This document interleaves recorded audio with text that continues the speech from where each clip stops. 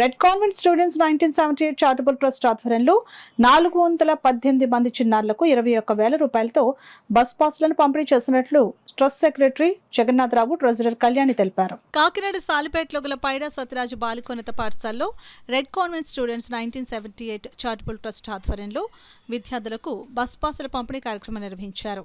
కార్యక్రమానికి school HM Subbalakshmi అధ్యక్షత వహించగా trust secretary Jagannatharao, treasurer Kalyani, trustee Rednam Ramanamurthulu అతిథులుగా పాల్గొని విద్యార్థుల బస్ పాసులను పంపిణీ చేశారు. ఈ సందర్భంగా అతిథులు మాట్లాడుతూ తమ ట్రస్ట్ ద్వారా ఇప్పటి వరకు ₹1,00,00,000 నిధులతో కాకినాడ పరిసర ప్రాంతాల్లో విద్య, ఆరోగ్య, ఉపాధి కల్పనకు ఆర్థిక సాయం అందజేసినట్లు చెప్పారు.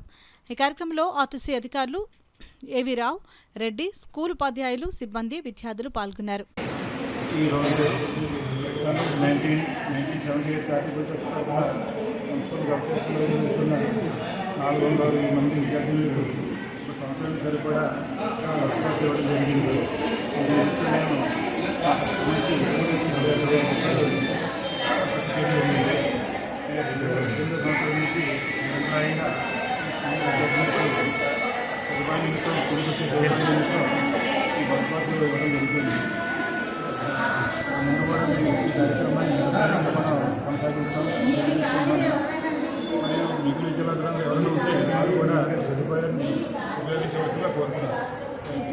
మెడికల్ నీడ్స్కి దానికి సంబంధించి అలాగే స్త్రీకి జీవనోపాధికి సాయం చేస్తున్నాము.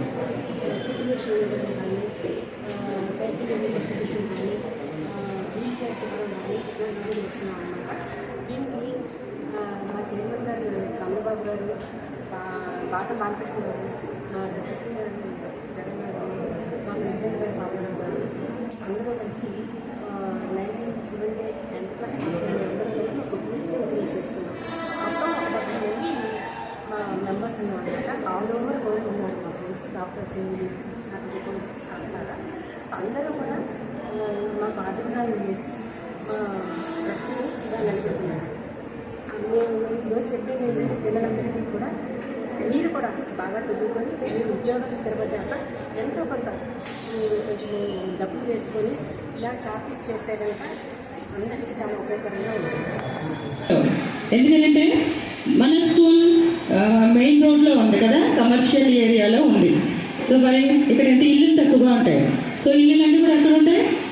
చుట్టూరు స్కూల్కి చుట్టుపక్కల అంటే దూరంగా ఉంటాయి అన్నమాట.